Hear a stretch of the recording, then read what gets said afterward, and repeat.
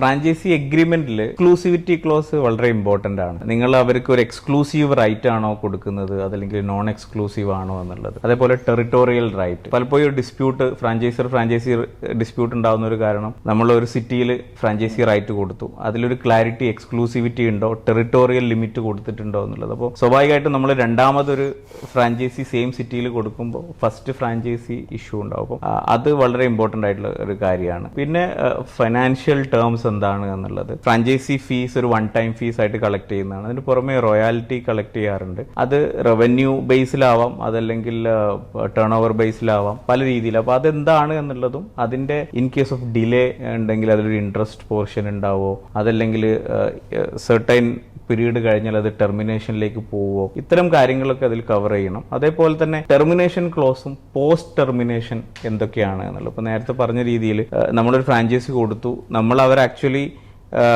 നമ്മളുടെ പ്രൊഡക്റ്റ് എന്താണ്, നമ്മുടെ സിസ്റ്റം എന്താണ്, പ്രോസസ്സ് എന്താണ്, ഈവൻ അവരുടെ എംപ്ലോയീസിനെ നമ്മൾ ട്രെയിൻ ചെയ്ത് ഫുള്ളി ഫങ്ഷണൽ ആയിട്ടുള്ള ഒരു സിസ്റ്റം നമ്മൾ സെറ്റ് ചെയ്ത് കൊടുക്കുകയാണ്. അപ്പൊ നാളെ അവരും നമ്മളും തമ്മിലുള്ള ഈ റിലേഷൻ എന്ന് പറയുന്നത് ഈ അഗ്രിമെന്റിലാണ്.